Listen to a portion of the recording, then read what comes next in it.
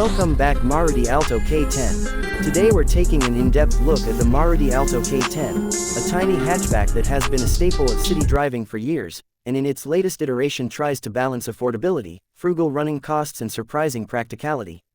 I'll walk you through how it drives, the engine and gearbox choices, cabin and comfort, safety and tech, real-world fuel economy, and then compare prices and market positioning across the main countries where it sells so you get a true sense of value for money. I'll also give practical buying tips and who this car is best suited for.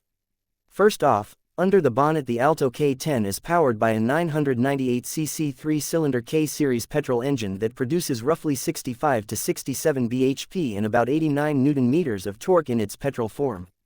That's modest on paper, but for a car that weighs well under a ton and is meant for urban use, the power delivery is perfectly usable. The Alto K10 is happiest in town, where its light steering and short gearing make it easy to dart through traffic.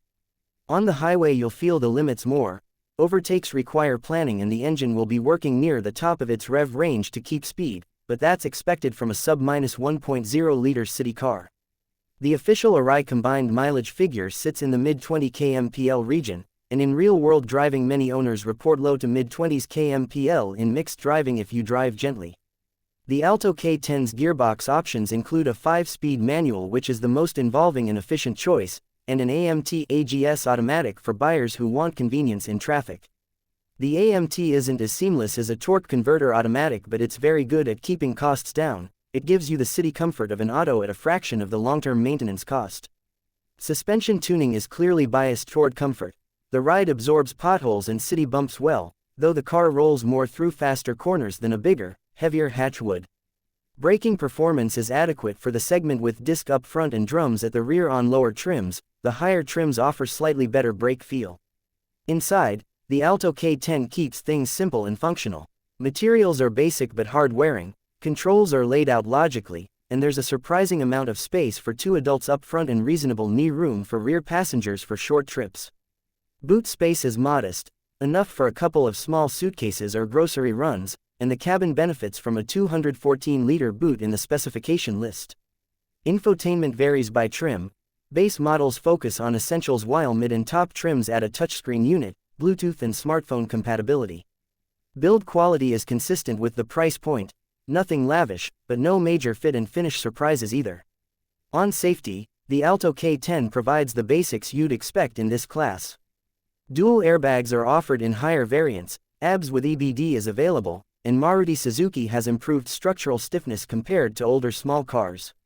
However, if you prize advanced active safety tech like lane keep or autonomous emergency braking, you'll need to look at higher segments. The Alto's emphasis is affordability and low running cost rather than cutting-edge driver aids.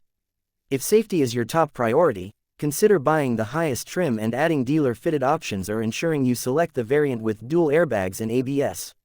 Fuel economy is one of the Alto K10's strongest selling points. The K-series engine with mild optimization delivers very good figures in town and excellent highway economy when you drive relaxed. Conservative drivers can routinely see high single-digit to mid-20s km per liter numbers in mixed city highway use. Aggressive driving will naturally reduce that.